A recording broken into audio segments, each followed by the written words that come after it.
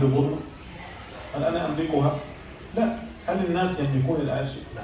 حتى يقولون أنت برمي لا تدخل وأنت لست تدخل؟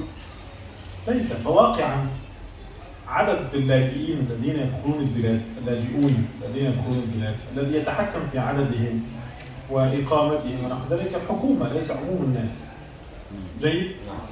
فأصل كلامنا من ماذا نفعل، لو تقصد أننا نفعل بمنع دخولهم أو عدم أو السماح لهم بالدخول، هذا ليس في أيدينا أصلا، إنما هو في أيدي الحكومة، هذا أمر.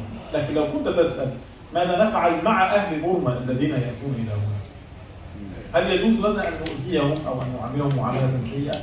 طبعا لا يجوز ما داموا مسلمين. صح؟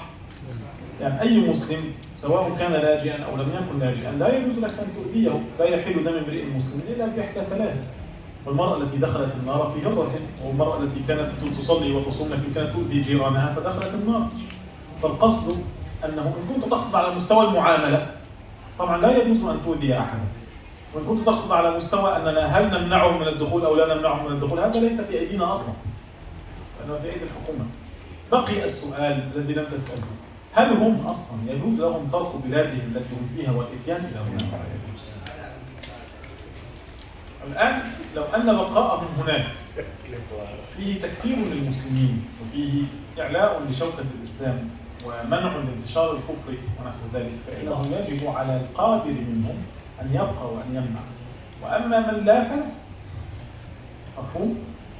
فحينئذ إن كان بقاؤهم هناك فيه مصلحة للمسلمين وفيه تكثير لسواد المسلمين وفيه منع انتشار البوذية أو الكفر أو أيما كان يعني إلى هناك، فحينئذ بقاؤهم هناك واجب شرعي. واضح ولا غير واضح؟ لكن الذي يأتي إلى هنا غالبا لن يأتي هنا إلا الأغنياء. صح؟ فحينئذ أصلا أنت يعني تتكلم في من كيف أقول بقاؤه هناك في بورما يضر المسلمين، لأن في الغالب أن الأغنياء الذين يتركون بلادهم ويأتون إلى بلاد آمنة خوفا من كذا وكذا ليس عنده مشكلة أن يتسامح مع العدو مع الكافر، بل وليس عنده مشكلة أن يؤذي المسلمين لتبقى تجارته رائجة. هذا واقع أو ليس واقعا؟ هذا للأسف هو الواقع.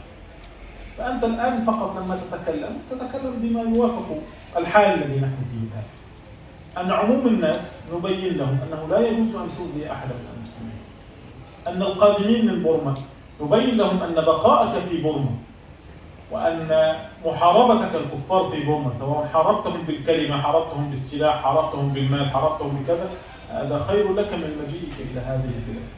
فقط هذا واجبك الشرعي.